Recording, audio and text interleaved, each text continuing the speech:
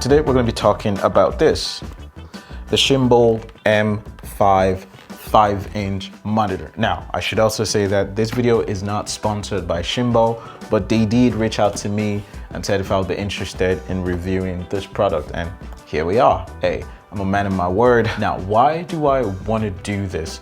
Filmmaking is expensive, and I'm trying to always look for opportunities for people to be able to get budget gear, something that is affordable but still delivers on quality. Now, let's see if this guy is going to be the one. So in this video, I'm going to be taking you through an unboxing of what you get inside of this product.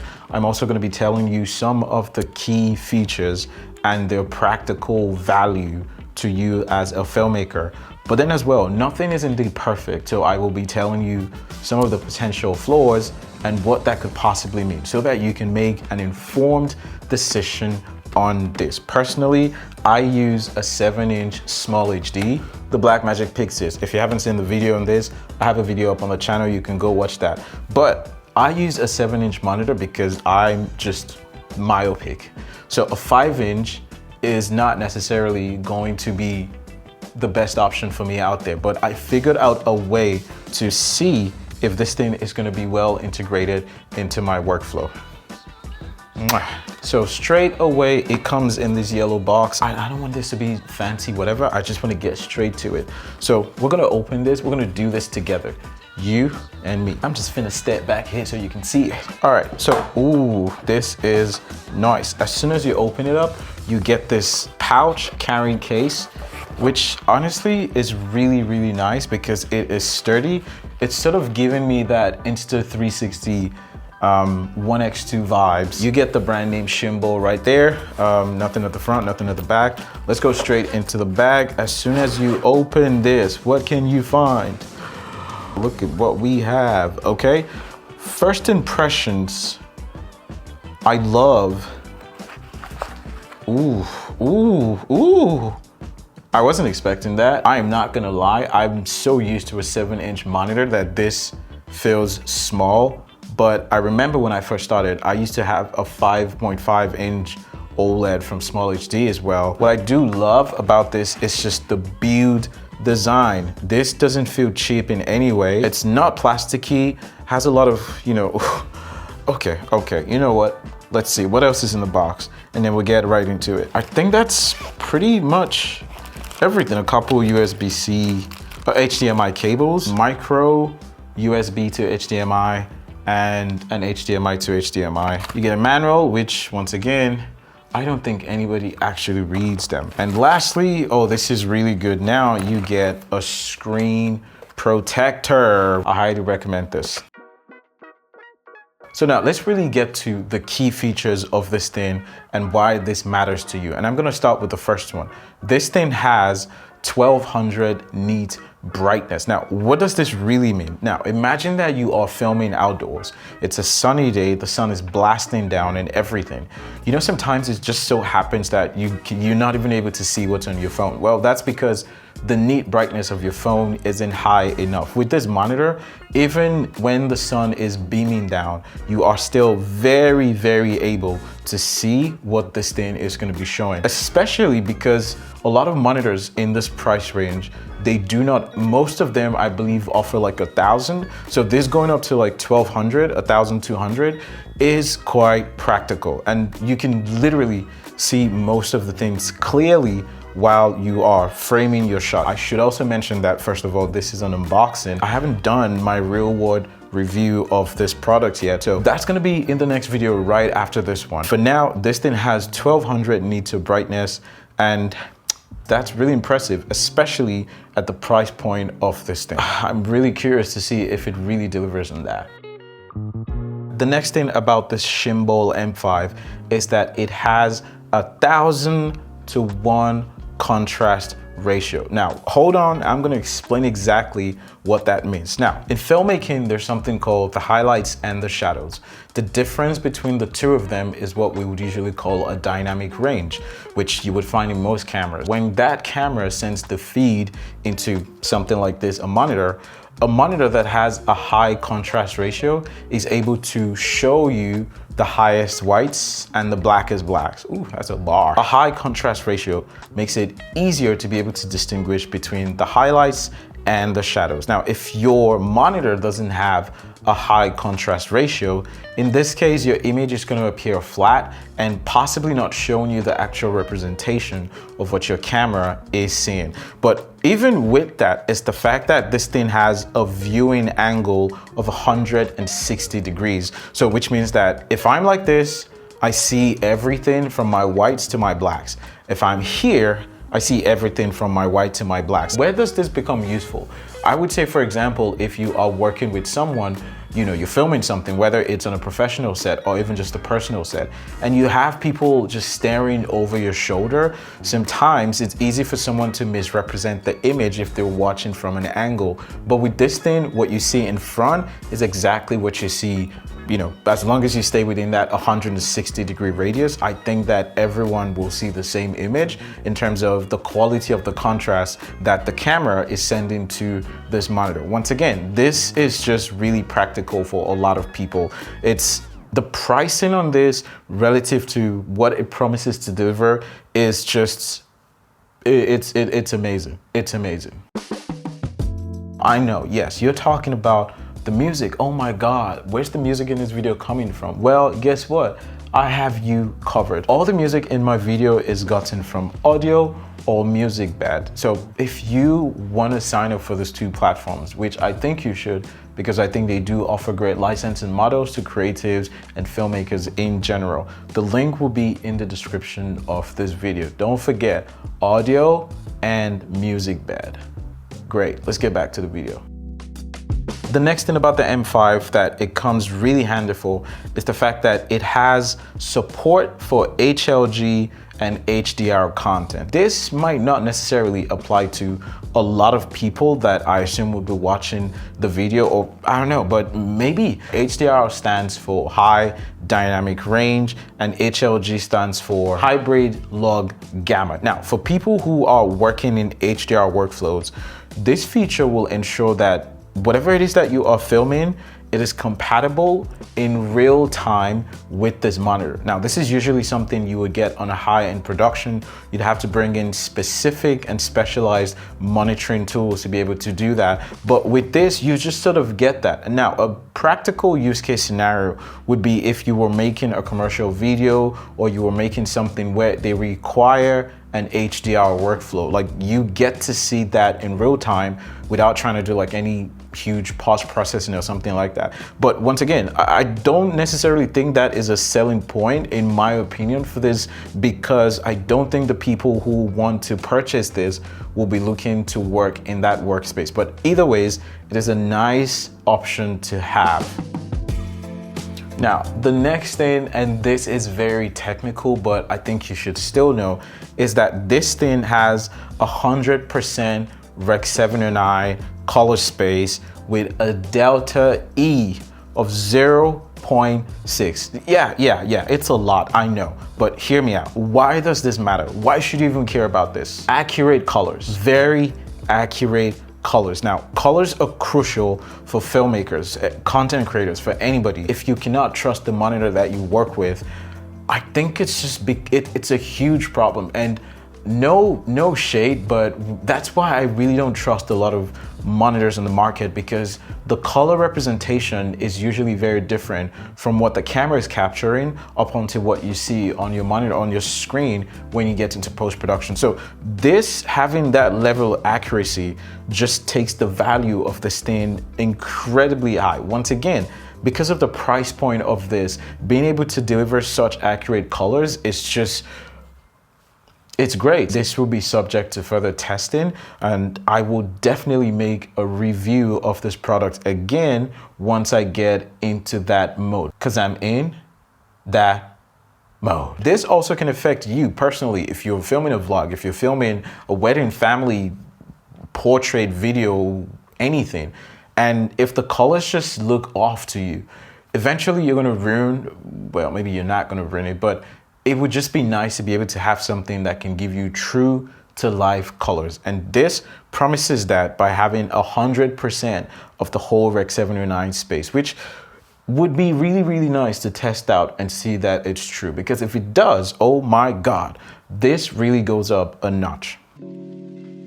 The next thing as well is that this thing supports a resolution of up to 4K in 25 frames per second or 4K 30 in Ultra HD. Now, what this, it also supports 24 frames. What does this mean? A lot of cameras now, they're 4K cameras. You have your Sony A7 IVs, your FX6s, your Blackmagic Pixes, whatever camera that you have now. If that camera is a 4K camera, it can send a signal to this monitor and it will work. It doesn't mean that this monitor will show you 4K. It outputs a 1080p signal, but it can receive signals up to 4K. So monitor so good, my battery died. Let's get back to it.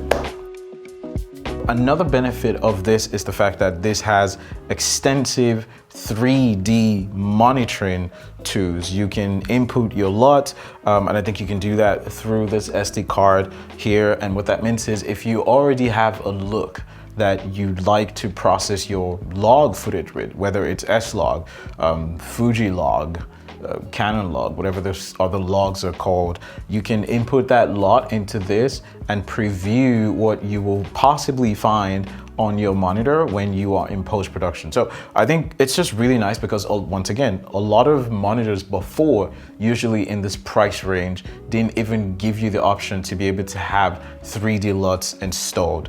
And they know themselves. I'm not gonna call names, but this offers you that, which is really good.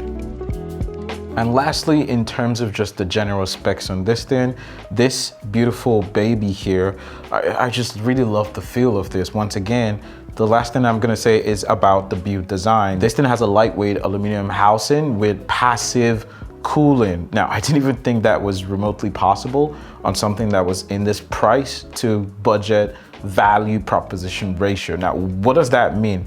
It means that this body makes this monitor durable. I'm not afraid if I drop this. This thing is literally built like a tank. I could play ping pong with this. It's that durable, but it stays lightweight, and that's where the trick is. It's very solid, but it's also lightweight, which means that this is going to be great. Guess what? For gimbals. This sits right on top of that. You're not gonna have any problem because it is so lightweight. So once again, I'm really impressed with the build design. I think that was the first thing that really stood out to me as soon as I took it out of the box. Now, the passive cooling on the inside makes the monitor silent, which means that you're not going to be picking up any noises if you're going to be filming or if you're going to be recording some type of audio in this case. Now, I would say once again, a practical case is for the gimbal. When you are using this on a gimbal, because it's so lightweight, right? You don't feel the stress on the gimbal. You don't feel the stress on the gimbal. It also just translates into the amount of weight that you as the operator is carrying. I mean, if it's heavier, it's gonna be more bulky, but if it's lightweight, you're able to go on for more time. And then because of the silent cooling, it ensures that there is no noise in the track that you are recording, in your audio recordings or things like that. So all of these things are great about this monitor, and I would sort of get into some of the more nuanced specs that we're looking for in terms of the display of this thing. But for now, it's all well and good, but this thing is not 100% perfect. Let me explain why. Now, while I did mention that the 1200 nits is, you know, it's great for filming outdoors and all of those things. Now, the thing is, even with that, it might still struggle in, I don't want to use the word extreme, but it might still struggle in harsh and really, really bright sunlight. I think one way to bypass that will be to use some type of hood or something like that. But pushing this to be brighter than 1200 might just really be a huge ask. Once again, the plan here is to be extremely objective while talking about this thing, so you beautiful people can decide if you want to purchase this or if you have a need for this. The next thing that I feel like is a potential flaw is the fact that this thing has a limited HDR support to monitoring. Now, let me explain what that is. I did mention before that it's not really necessary for a lot of people that might be purchasing this.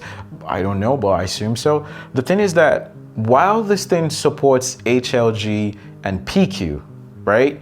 It is primarily for just monitoring rather than the full HDR production workflow. So a way to bypass this will be, if you really do work in HDR workflows, it might be nice for you to consider pairing this with a more robust post-production monitor for finishing touches. Keyword, finishing touches. And the last thing that I could possibly think of in terms of this thing is the power consumption. Now, although the low power consumption on this thing is a plus, just relying on this 3.5 to 6.5 watt power supply may require you to start swapping batteries a lot, which eventually now becomes a pain in the ass, which you wouldn't really want. So a workflow around that might be you might be able to consider the use of like dummy batteries that just go into a V-mount battery, or the use of one of those plates where you can connect an external battery and things like that. But other than that, one practical thing you could also do is to just bring multiple batteries that you can swap out to be able to make this thing work for you. Now, the last downside, or something that I think could be improved on, but then once again, I'm not complaining because of the price of this thing, is the fact that this thing features HDMI 1.4 ports. Now, the downside to that is that it might limit compatibility with some higher frame rates or advanced features that, you know, that HDMI 2.0 or 2.1 might be able to give. So for standard 4K workflows, I think that this will be fine. Just if you are doing regular 4K, it might be fine. But if you're using high frame rates, right? Or you're doing HDR formats or other things like that, I would say that you should first check the compatibility of your camera with this thing. But once again, I strongly believe that most of the people that will be buying these things are probably looking for their first on-camera monitor, or they just looking to upgrade into something that is more rugged to fit the workflow that they already have now. Now, I do want to move into some of the key features that you would be able to see. Actually, let me see if I can power this on. It does take Sony NP-F batteries. One thing I always like to check as well is how fast does this turn on. Stopwatch. This will come on as soon as the light comes on. I will start timing it. Okay. Oh, wow. Let's see.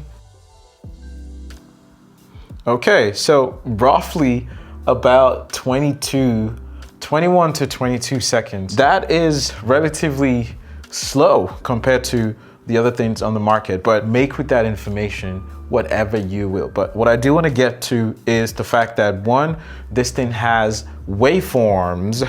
If we come here, and you can see that it has a waveform, it has RGB parallel, it has the histogram, it has a vector scope. Now, why does this matter? All of those tools are things that you will be able to use to be able to monitor your exposure. You can use that to check your color balance and just like the overall image quality with precision. You want to be precise. And that is what this does for you. By doing that, you're able to reduce the guesswork on set, right? So if you're filming like a dramatic scene, for example, and there's a high contrast ratio, there's like complex light, there's like whatever, or you're outside and the sun is so bright, you're not even sure if you're still clipping your image, these tools will help you do that. And you can sort of move the opacity of that, and you can see how it's really just playing out somewhere here. So if I bring on the waveform or the parade or the histogram, or the vector scope, you can just see those things here. One of the biggest problems on a lot of the budget monitors before was the focus peaking. The peaking would cover the whole screen. Let's see if this does that. If we come into this part of the screen and I just click that, you can see it here, peaking and focus to zoom. Now, why does this really matter? In this case, you can dial in the sensitivity, obviously, because we're not connected to anything. You cannot see that in real time. You could also change the colors of the focus peaking, whatever color that you are comfortable with, red, green, blue, and gray. I believe you can change the sensitivity of that as well to dial in just the exact ratio of how strong you want it to be. Why does this matter? Perfect focus.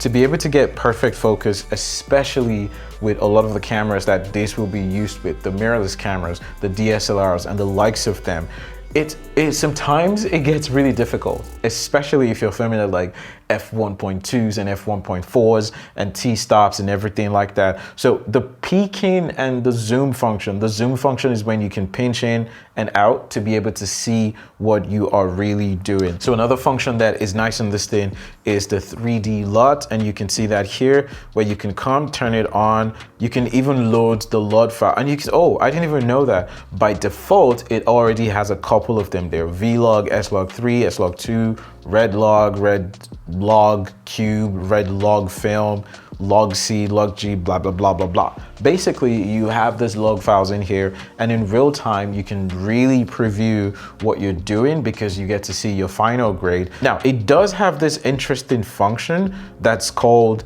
gamma curve. The way that I understand how this works is that the gamma adjustment curve here, this helps you maintain optimal image reproduction for different displays. Your film is going to be going to different screens, phones, tablets, iPads, and all of these things. By enabling this, you're able to account for all of those things because this gamma curve is going to optimize it to fit into a lot of those displays. HDR as well, once again, it's just monitoring at this point, but it offers the monitoring option for HDR workflows. Another thing that this has that I really like and I use all the time is called false color. False color is one of the most fastest and most reliable ways to be able to see your image. It's interesting that they also have a color range that you could potentially check from to be able to see what's in, you know, what dynamic range you still have and what has been blown out. Imagine that you are framing your shot for a different delivery, whether it is 16:9, 4:3, 9:16, or 235:1 because you're going to the cinemas. Having these guides just sort of helps you to be able to, you know exactly what you want, and you can change those here. You can actually change it to 2, or you can change it to 4, or you could just change it that way. But basically what this does for you is it helps you know what type of delivery you're going to be delivering from. If you're going to be filming anamorphic, for example, this has the anamorphic D-squeeze, which is really nice. 2 times, 1.8, 1.65, 1.5, and 1.33. And you see that a lot of anamorphic on the market currently now are in that range of, I'm not really sure about 1.8 and 1.65, but 2, 1.5, and 1.33. So that is really nice that you have all of that functionality in here on this affordable budget monitor. I like to call this the cinema. Another thing that I really like about this thing is the fact that you have this programmable buttons on the side. Now, why does this matter?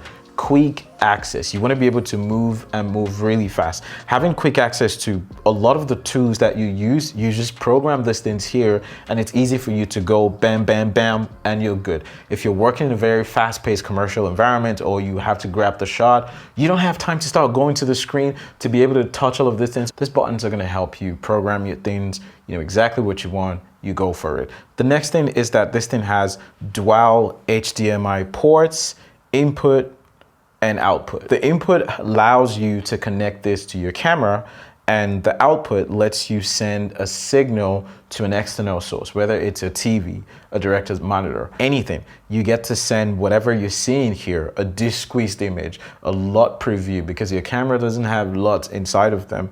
All of this can come out through this HDMI out. Or you could even send this to a client display because now they need to see what you are filming for them. So it ensures that you are collaborating or that you are doing a multi-monitor workflow, which usually is great. In most cases, you could literally even connect this to a projector because, hey, why not? Why not? So, the options are limitless here. You can do whatever you want. The next thing is also the SD card slot. Now you can load, I believe it's 99 LUTs on the card and put that into this monitor. But then as well, there's also something interesting is that, look at this.